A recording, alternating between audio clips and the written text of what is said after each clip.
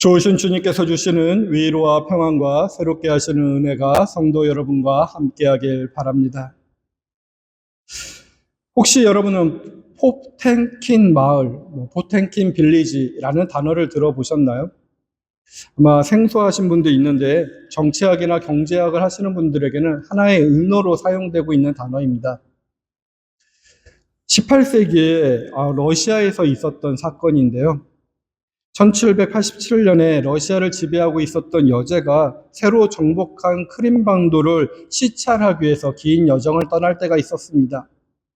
근데 그의 신하들이 황량한 병방이 아니라 아주 풍족하고 잘 살고 있다고 여제에게 보고를 했다는 것입니다.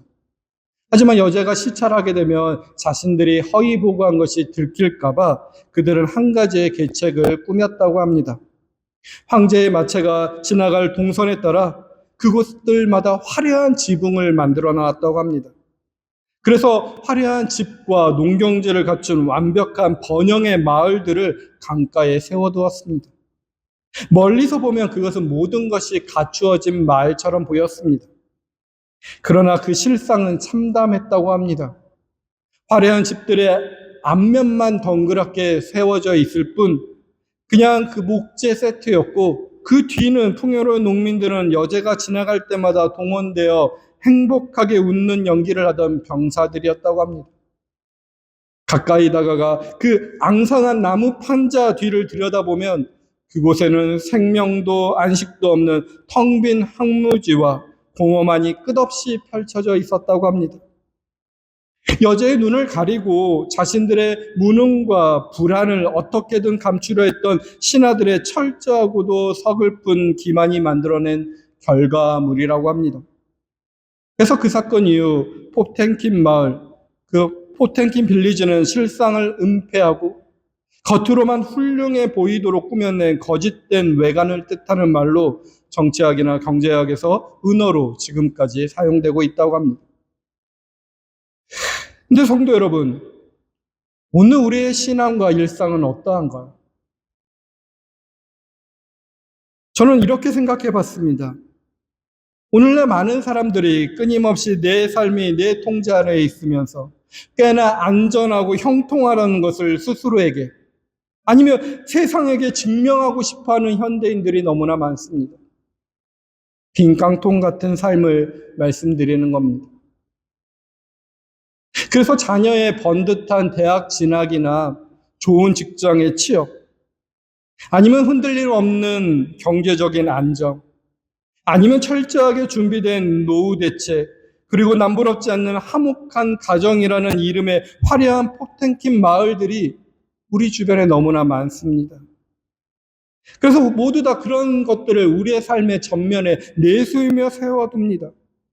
주일이면 좋은 옷을 입고 예배당에 나와 점잖게 앉아있지만 사실 안 깊은 곳에서는 그 얄팍한 나무 판자가 쓰러질까봐 전전긍긍한 기독교인들이 많지 않을까요? 우리 안에 있는 불안감과 걱정을 살펴보시길 바랍니다. 세상에 거친 비바람이 불어와 내가 세운 이 세트장이 무너지면 어떻게 하나? 그 뒤에 숨어있는 나의 뼈저린 결핍과 걷잡을 수 없는 불안, 실패에 대한 두려움이 만천하에 드러날까봐 필사적으로 그 판자판을 붙잡고 있는 현대인들을 한번 상상해 보시고 자신의 모습을 상상해 보십시오. 그런 자들에게 오늘 본문은 아주 깊은 이야기를 던져줍니다. 특별히 예레미야 말씀을 오늘은 짧게 주어져 있지만 이 성서 일과로 주어진 이 예레미야 말씀 앞뒤 구절들을 한번 깊이 읽어보십시오. 지금 성경책에 있으면 펼쳐서 앞뒤 문장들을 구절들을 한번 눈으로 살펴보길 바랍니다. 기원전 6세기 초에 바벨론은 이 앞에서 바람 앞에 등불 같았던 예루살렘의 성전 한복판에서도 바로 이 거대한 가짜 세트장을 세우려는 거짓 평화의 음모와 그리고 그 얄랑한 세트장을 가차없이 부숴버리는 차갑고 무거운 진실의 음성이 동시에 울려 퍼지고 있음을 보시게 되고 듣게 될 것입니다. 오늘 그 음성을 우리에게 같이 한번 묵상해 보고자 합니다. 성전마당에 두 예언자가 서 있습니다. 한 사람의 예언자는 하나야라는 이름의 예언자입니다. 오늘의 본문에 이어진 내용들을 에레미야서에서 살펴보면 에레미야 목에 걸려있던 볼품없는 나무 멍에를 빼앗아 백성들 보는 앞에서 아주 통쾌하게 부숴버립니다. 그리고 선포합니다. 11절에 보면 만군의 주 이스라엘 하나님이 바벨론의 왕의 멍에를 이렇게 꺾어버리셨다. 2년 안에 빼앗긴 모든 성전 기구와 포로들이 이 땅으로 완벽하게 돌아올 것이다 라고 선언합니다. 얼마나 가슴 벅찬 선언이고 평화의 선언입니까? 하지만 다른 한 사람의 예언자가 있습니다. 예레미야입니다. 그는 자신의 그 부서진 나무 멍에 조각 앞에서 한동안 무기력하게 바보처럼 침묵한 것으로 보여집니다. 백성들의 조롱어린 시선 속에서 그는 조용히 성전을 빠져나갑니다. 그러나 그는 이내 인간의 힘으로 결코 꺾어버릴 수 없는 무겁고 차가운 새 멍에를 쥐고 백성들 앞에 다시 나타났다고 기록되어 있습니다. 가짜 세트장으로 결코 가릴 수 없는 냉혹한 현실의 무게를 짊어지고 나온 듯합니다. 이 두 예언자의 음성은 단순히 수천 년 전 성경책 속에 박제된 과거의 사건이 아닐 것입니다. 오늘 이 두 음성은 우리의 내면 가장 깊은 곳에 동시에 그리고 아주 치열하게 충돌하며 울려 퍼질 것입니다. 여러분은 지금 어느 쪽의 음성에 귀를 기울이며 이 척박한 세상을 견뎌내고 계신가요? 우리의 목에 걸린 것은 우리를 살려낼 무거운 진실입니까? 아니면 나의 불안을 잠재우게 내가 스스로 깎아만든 가짜 평화의 세트장입니까? 오늘 이것을 우리는 묵상해 봐야 됩니다. 오늘 말씀은 피할 수 없는 이 질문으로 우리의 실존의 한복판에서 던지고 있는 것입니다. 먼저 하나의 그 음성을 한번 더 깊이 생각해 보겠습니다. 정직하게 응시해 봐야 됩니다. 오늘 우리에게 주어진 본문 바로 앞에 2절, 3절 보면 하나야는 이렇게 외쳤습니다. 이건 성경책을 보셔야 됩니다. 꼭 이번 주에 에레미야 28장의 앞뒤 구절들을 다 읽어보시길 바랍니다. 내가 바빌론 왕의 멍에를 꺾어버렸다. 2년 안에 이곳으로 다시 가져오겠다며 통쾌하고 확신에 찬 선포 앞에서 백성들은 열광했습니다. 근데 우리는 쉽게 판단합니다. 이런 성경을 읽어보면 흔히 하나야를 그저 백성을 속인 사악한 이단자나 뻔뻔한 거짓 선지자로 쉽게 치부해버립니다. 그러나 성도 여러분, 우리가 그 자리에 있었다고 생각해 보십시오. 나의 삶의 환경이 정말로 힘든 순간이었다면 어떻게 들었을까 한번 상상해 보길 바랍니다. 당시 백성들에게 하나의 메시지는 결코 허황된 거짓말이 아니었습니다. 오히려 그것은 고통스러운 현실 속에서 백성들이 그토록 간절하게 듣고 싶어 했던 진실의 다른 이름처럼 들렸을 것입니다. 나라가 망하고 포로로 끌려가는 절망의 한가운데 속에서 가족이 뿔뿔이 흩어져 있는 그 절망 가운데 속에서 비극 앞에서 조금만 견디면, 아니 그것도 2년만 견디면 우리의 힘과 하나님의 도우심으로 위기를 통제하고 원래의 평화를 완벽하게 되찾을 수 있다, 성전을 회복할 수 있다는 그 약속은 얼마나 달콤하고 매력적이었을까요? 하나님은 백성들의 그 절박한 결핍과 뼈저린 불안을 정확히 읽어내고 그들이 가장 원하는 해답을 하나님의 이름으로 예쁘게 포장하여 건네주었을 뿐입니다. 이 하나님의 음성, 수천 년 전 이스라엘 땅에서 끝나지 않았습니다. 오늘날 우리의 강단과 일상 속에서도 전혀 다른 얼굴로 한 채 끊임없이 그리고 교묘하게 울려 퍼지는 것은 아닐까요? 불안을 가진 현대인들에게 열심히 땀 흘리고 성실하게 살면 반드시 보상이 있다. 자녀를 위해 모든 것을 희생하고 가족을 지키며 결국 가족이 화목해지고 복받을 거고 평안해질 것이라. 심지어 주일 성수를 하고 신앙생활을 잘하며 하나님께서 너의 앞길을 형통하게 하실 것이라고 이러한 합리적이고 안락해 보이는 명제들 앞에 서면 우리는 너무나도 쉽게 안도하고 고개를 끄덕거리고 그런 내용으로 기도하곤 합니다. 근데 그 메시지들이 실제로 우리의 실존을 구원하는 생명의 복음입니까? 저는 아니라고 생각합니다.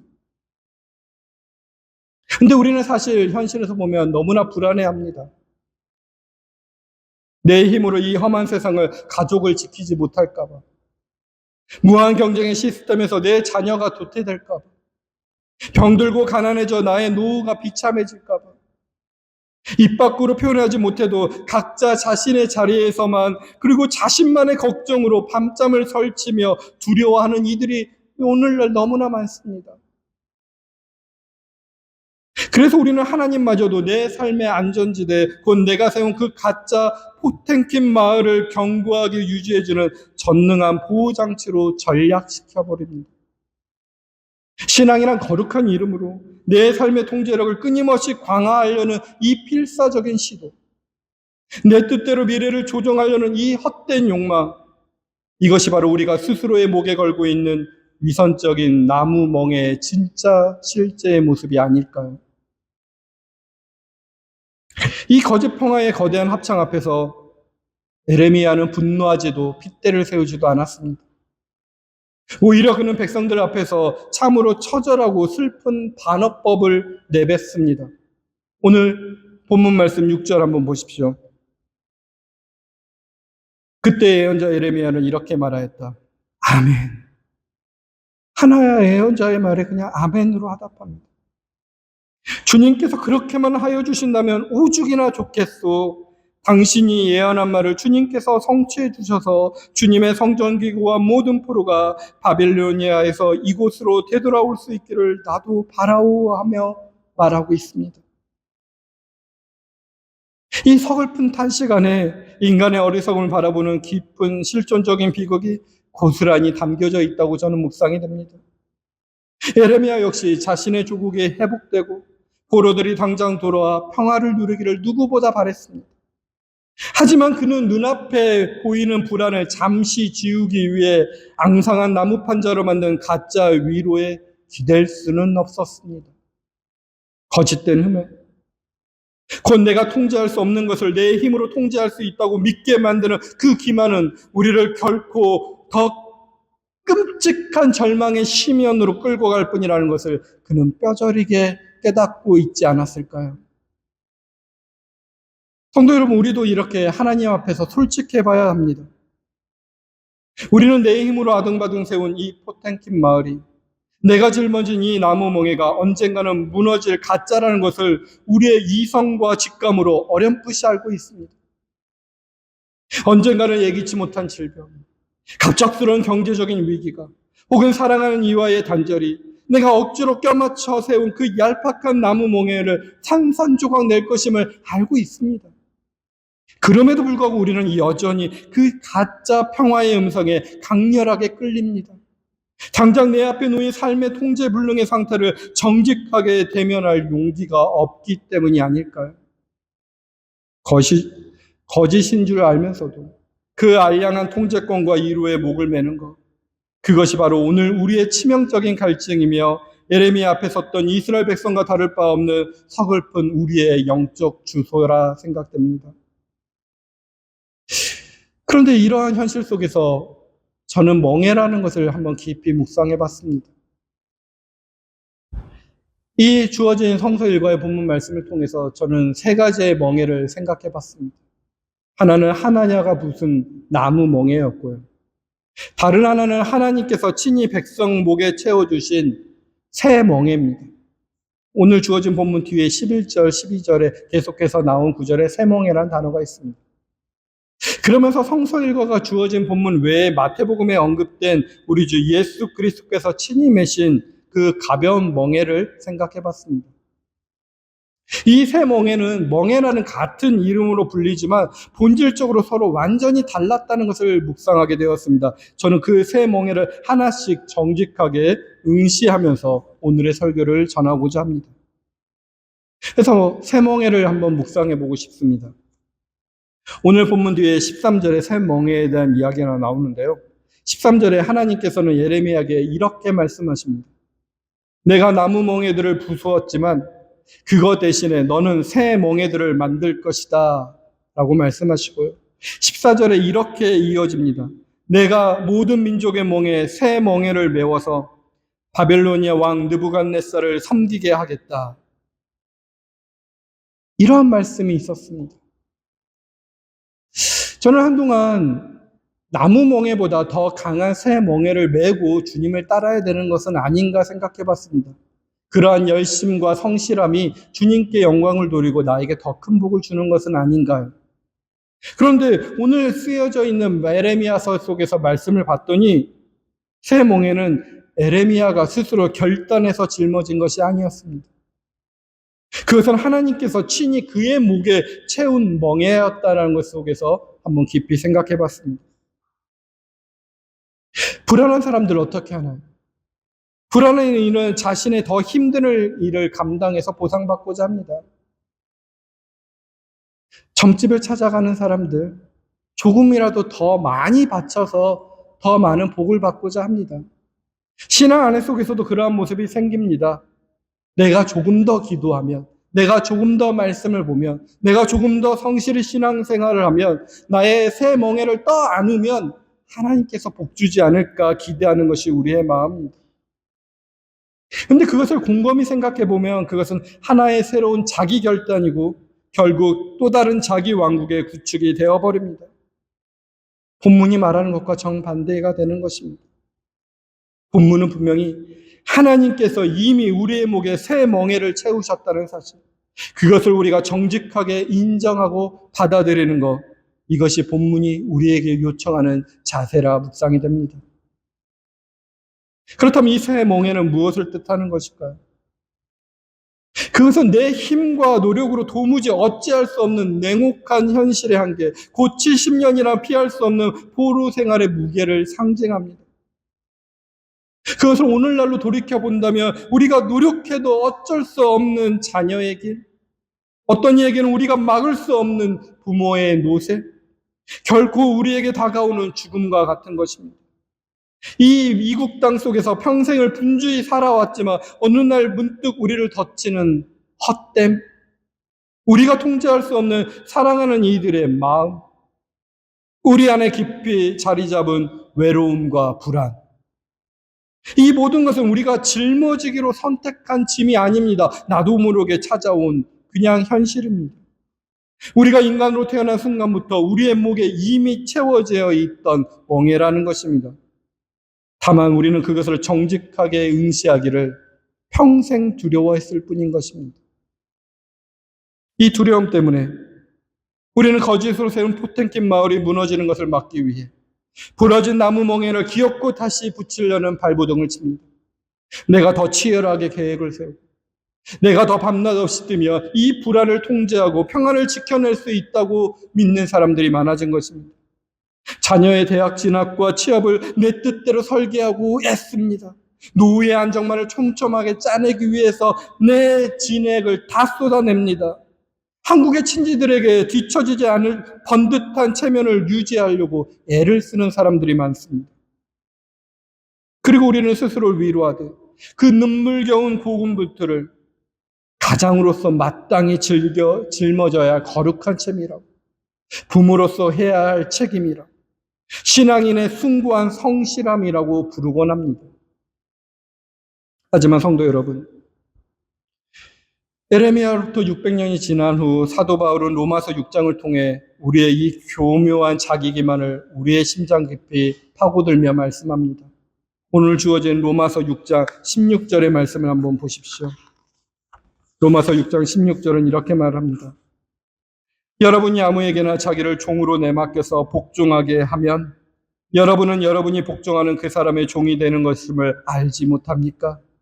여러분은 죄의 종이 되어 죽음에 이르거나 아니면 순종의 종이 되어 의에 이르거나 하는 것입니다. 이 앞에 있는 질문 앞에 한번 서 보십시오. 정직하게 여러분 자신들을 대면해 보십시오. 우리가 성실과 책임이라는 거룩한 이름으로 포장했던 그 치열한 삶의 투쟁이 실상은 세상의 결핍과 도태를 하나님보다 더 두려워하여 질질 끌려다니는 불안의 종노릇을 한 것은 아니었나? 생각해 보시라는 겁니다. 내 자녀, 내 노후, 내 가족의 아님만을 위해 결코 무너지지 않을 튼튼한 포텐킨 마을을 높이 쌓아 올리려는 그 지독한 노력. 그것이 철저한 자기 왕국의 구축이 아니라면 도대체 무엇일까요? 그리고 또한 우리는 어느 날 갑자기 타락하기로 결정하고 작정하여서 악마적인 거대한 죄를 결단하지는 않습니다. 우리는 그저 내 가족을 건사하기 위해 이 정도는 어쩔 수 없다. 남들도 다 이렇게 산다며 선한 추구에 외피를 쓴 채 치열하게 현실을 그냥 살아갑니다. 그러나 그렇게 하나님의 자리에 내 통제권과 불안을 올려놓는 동안에 우리는 어느새 생명의 주인이 아닌 세상의 가치관에 목줄을 내어낸 불의한 종으로 그 노예로 전락해버리는 것입니다. 이것이 바울이 말한 죄의 종의 진짜 얼굴이 아닐까요?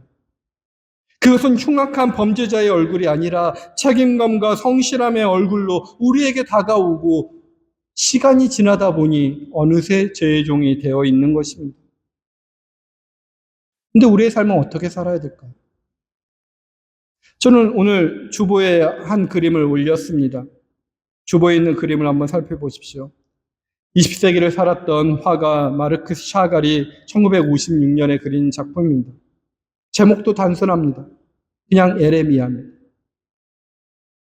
샤갈 자신도 평생 디아스포라로 러시아에서 프랑스로 다시 미국으로 떠돌며 살아야 했던 유대인입니다. 그는 누구보다 깊이 알았을 것입니다. 통제할 수 없는 현실의 무게가 한 사람의 목에 어떻게 채워지는가. 그래서 그런지 그가 에레미야를 영적인 모습으로 그리지 않았습니다. 에레미야가 푸른빛으로 잠긴 어둠 속에서 두루마리로 된 율법책 한 권을 양팔로 깊이 끌어안은 채 깊이 고개를 숙이고 있는 모습으로 그렸습니다. 에레미야는 영웅적인 모습이 없고 그 얼굴에는 환희도 분노도 없습니다. 다만 깊은 슬픔과 묵묵히 견딤의 모습만 드러나 있을 뿐입니다. 이 그림 앞에 서면 우리도 한 가지 모습을 발견할 수 있습니다. 샤갈이 그린 에레미야는 쇠멍에를 벗어던지지 못합니다. 그는 그것을 부수지도 못합니다. 그는 다만 자기 목에 채워진 그 무게를 안고 손에 쥔 한 권의 말씀을 끌어안은 채 그 자리에 머물러 있는 그림을 보게 되는 것입니다. 즉각적인 위로는 그에게 없습니다. 70년이라는 길고도 막막한 시간이 그의 앞에 펼쳐져 있었을 뿐입니다. 그러나 그는 도망가지 않았습니다. 그는 자신의 무력함을 외면하지도 않았습니다. 다만 그것을 정직하게 아는 채 거기 있었던 것입니다. 그것이 본문이 우리에게 보여주는 에레미야의 자세입니다. 그리고 그것이 우리에게도 요청되는 자세라는 것입니다. 이 자리에서 사랑하는 성도 여러분, 우리의 본문의 가장 깊은 신비 앞에 서 있다고 저는 생각됩니다. 그것은 세상의 언어로 결코 풀 수 없는 한 가지의 역설입니다. 우리가 손에 쥔 거짓된 나무 멍에를 내려놓고 하나님이 우리의 목에 채워주신 그 새 멍에를 앞에 정직하게 무릎을 꿇는 순간 놀라운 일이 일어난 신비를 저와 여러분들이 경험하게 될 것이라고 저는 믿습니다. 그 새 멍에 그 무게가 그대로인데도 그 본질이 완전히 다른 것으로 바뀌어 버리는 신비를 상상해 보십시오. 사실 세상의 사전에는 멍에라는 것은 한 가지의 의미밖에 없습니다. 억압이고 굴종이고 빼앗김입니다. 종이라는 의미도 한 가지밖에 없습니다. 자유의 박탈이고 인격의 말살입니다. 그러나 본문이 우리에게 보여주는 것은 그 단어들이 완전히 다른 차원으로 옮겨지는 사건으로 보여줍니다. 마태복음 11장 28절에서 30절까지 수고하며 무거운 짐을 진 사람들은 모두 내게로 오너라. 내가 너희를 쉬게 하겠다. 나는 마음이 온유하고 겸손하니 내 멍에를 메고 나에게 배워라. 그리하면 너희는 마음의 쉼을 얻을 것이다. 내 멍에는 편하고 내 짐은 가볍다. 아멘. 이 말씀을 세상의 귀로 들으면 모순입니다. 어떻게 멍에가 편할 수 있고 어떻게 짐이 가벼울 수 있겠습니까? 그러나 이것은 신앙의 언어입니다. 예수님께서 말씀하신 멍에는 세상의 멍에와 같은 이름을 쓰지만 그 본질이 완전히 다릅니다. 그것은 우리가 만들어내는 멍에가 아닙니다. 그것은 그분이 친히 먼저 매신 멍에인 것입니다. 그것은 우리를 짓누르는 멍에가 아닙니다. 그것은 우리가 그분과 함께 걸어가게 하는 멍에라는 것입니다. 같은 단어이지만 세상적인 멍에는 죽음이고 신앙적인 언어는 생명입니다. 한쪽은 굴종이지만 다른 한쪽은 자유라는 것입니다.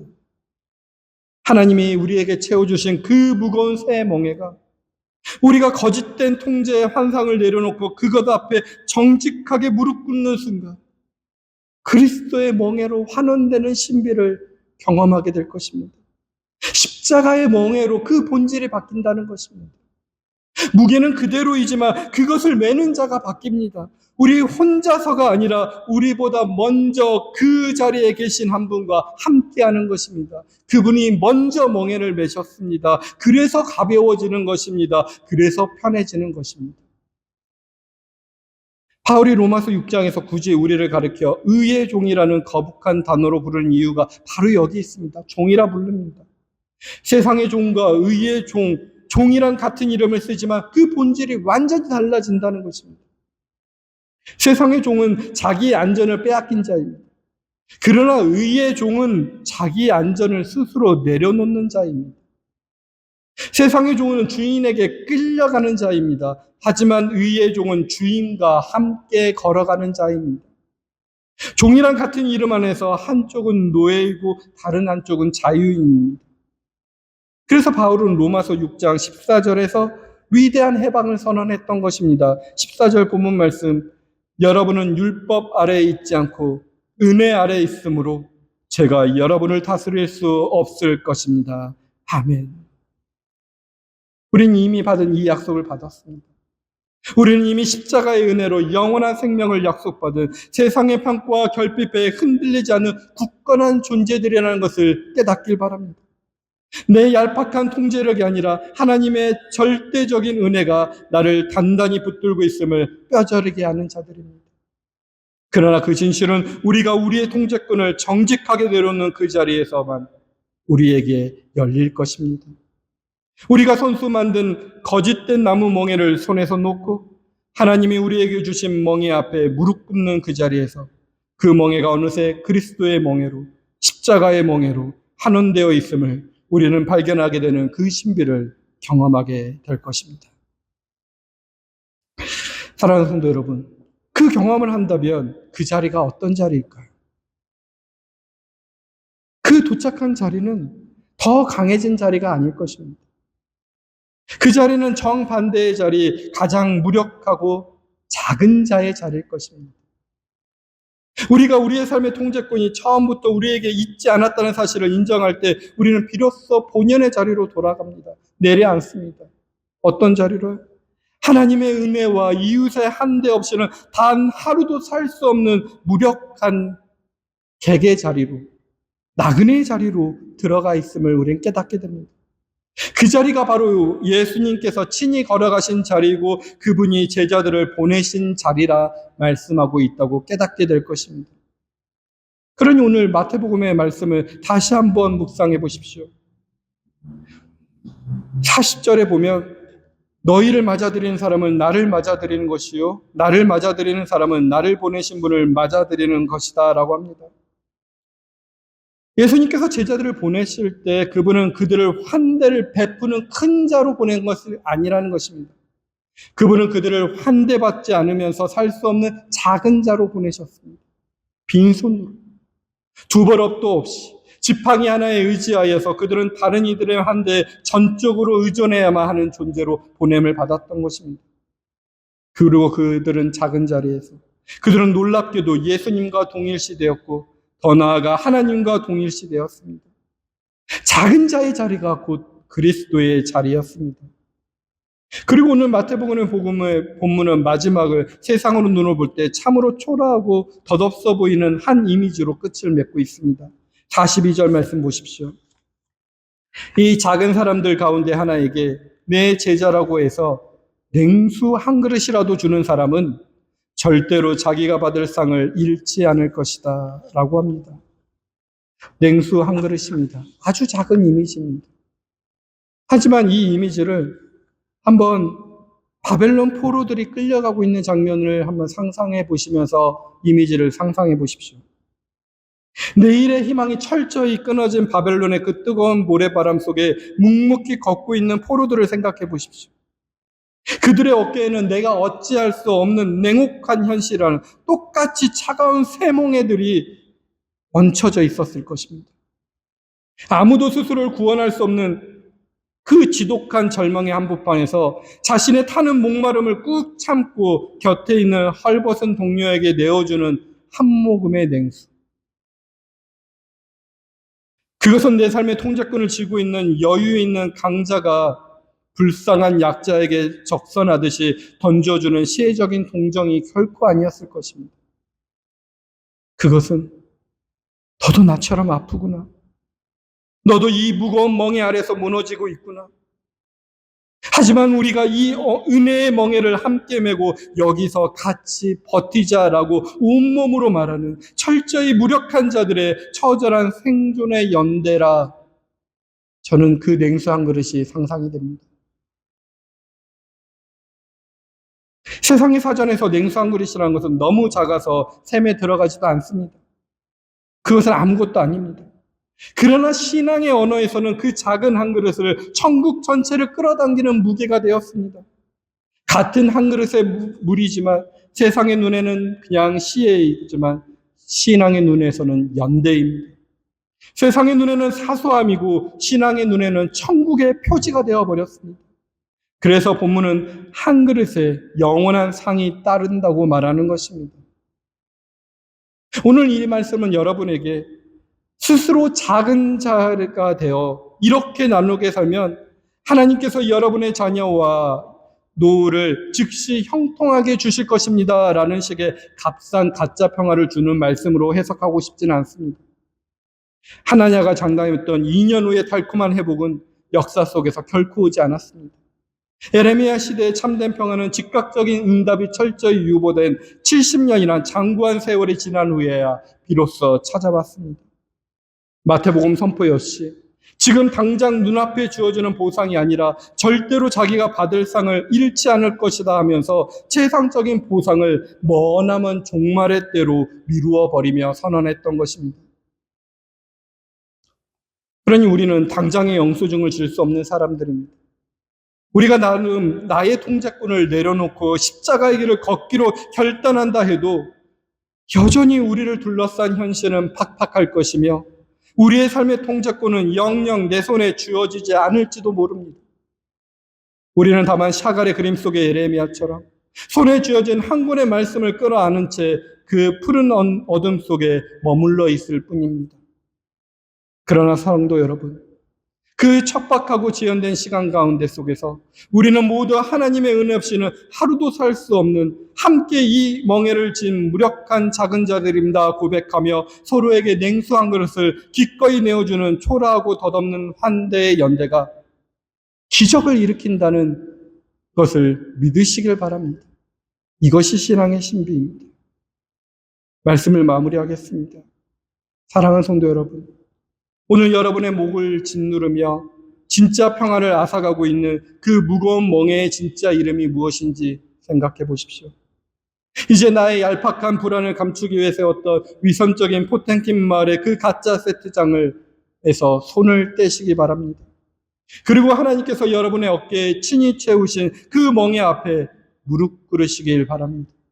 그렇다고 그것을 짊어지려 애쓰지 마십시오. 다만 그것이 거기 있음을 정직하게 인정하십시오. 그러면 그곳에 우리보다 먼저 그 멍에를 메신 한 분이 이미 계심을, 주님을 발견할 것입니다.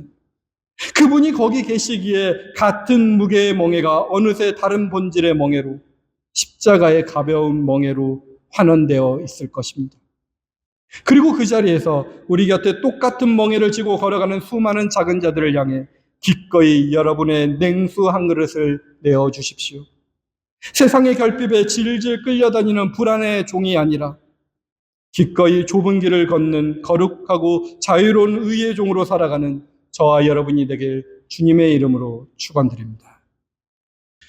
사랑의 하나님, 오늘 우리의 목에 어떤 멍에가 걸려 있는지 정직하게 들여다봅니다.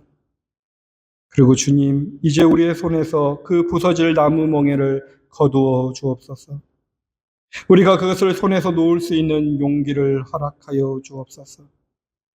그리고 주님께서 친히 우리 어깨에 채우신 그 무게 앞에 우리를 무릎 꿇게 하옵소서. 그것을 외면하지 않게 하시고 그것을 우리의 힘으로 짊어지려 하지도 않게 하옵소서. 다만 그 자리에 우리보다 먼저 오셔서 그 멍에를 메신 한 분, 마음이 온유하고 겸손하신 우리 주 예수 그리스도를 발견하게 하여 주옵소서. 그분이 거기 계시기에 세상의 눈에는 무거운 그 멍에가 신앙의 눈에는 가벼운 십자가의 멍에로 환원됨을 우리의 삶으로 살아내게 하여 주옵소서. 주님, 함께 멍에를 진 곁에 현재 자매를 바라보게 하여 주옵소서. 우리에게 큰 것은 없으나 한 그릇의 물은 있음을 기억하게 하시고 세상의 눈에는 사소한 그 한 그릇이 신앙의 눈에는 천국을 오늘로 끌어당기는 표지가 됨을 믿게 하여 주옵소서. 즉각적인 응답이 없는 이 긴 기다림의 시간을 함께 견디는 자들의 환대로 채워가게 하여 주시옵소서.